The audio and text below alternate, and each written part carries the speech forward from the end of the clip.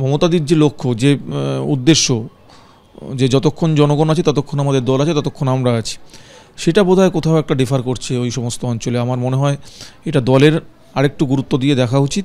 দলের যারা so-called leadership আছেন দক্ষিণ কলকাতার, তাদেরকেও একটু গুরুত্ব দিয়ে দেখা উচিত। কলকাতা পৌরসভার 107 নম্বর ওয়ার্ডের দুবারের তৃণমূল কাউন্সিলর, প্রাক্তন মেয়র পরিষদ, বর্তমানে 108 নম্বর ওয়ার্ডের কাউন্সিলর, 12 নম্বর বড়োর চেয়ারম্যান। তার উপর হামলার ঘটনায় রাজ্য যখন তোলপাড়, তখন কি ঘুরিয়ে তৃণমূলের দক্ষিণ কলকাতা নেতৃত্বের ভূমিকা নিয়ে অসন্তোষ প্রকাশ করলেন সুশান্ত ঘোষ। তাও গিয়ে কি মনে হচ্ছে যে আপনারা যে রাজনীতি করে 107 নম্বর ওয়ার্ডে ক্রিমিনাল মুক্ত করবার একটা চেষ্টা করেছিলেন, সেই রাজনীতিটা পিছিয়ে পড়ছে, আবার ক্রিমিনাল রাজটা এগিয়ে আসছে? দেখুন, আসার তো চেষ্টা হচ্ছে, এবং অত্যন্ত দুর্ভাগ্যের কথা যে তারা কোনো কোনো জায়গা থেকে সাপোর্ট পেয়েও যাচ্ছে।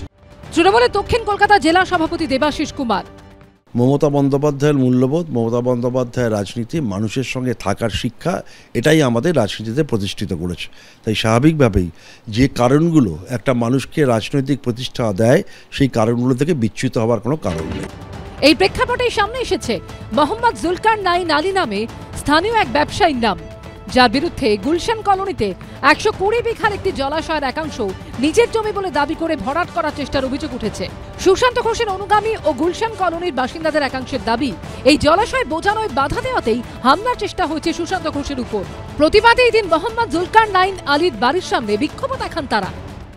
জুলকার আলী নাইন নামের 200 কেস আছে, 500 কমপ্লেন আছে, এক দুটো নয়, ঠিক আছে।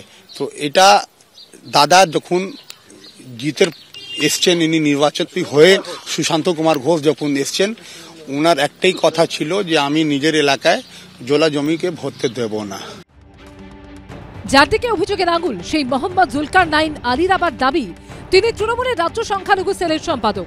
তার অফিসের দেওয়ালে টাঙানো ফ্রেমে দেখা যাচ্ছে 2019-এর 27শে ফেব্রুয়ারি তৃণমূলের রাজ্য সংখ্যালঘু সেলের সম্পাদক হিসেবে নিয়োগ করা হয়েছে তাকে।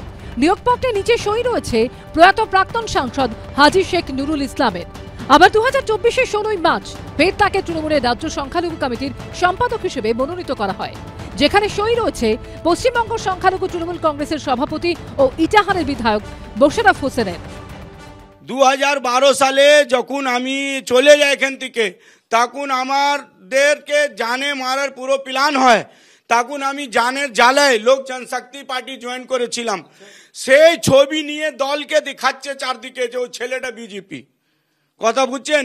এইটা দেখাচ্ছে, এইদিকে মাল খাচ্ছে। তৃণমূল কাউন্সিলর সুশান্ত ঘোষকে গুলি করে খুনের চেষ্টার অভিযোগের মধ্যেই বিজেপির পতাকার সামনে জুলকার নাইন আলীর একটি ছবি ভাইরাল হয়েছে।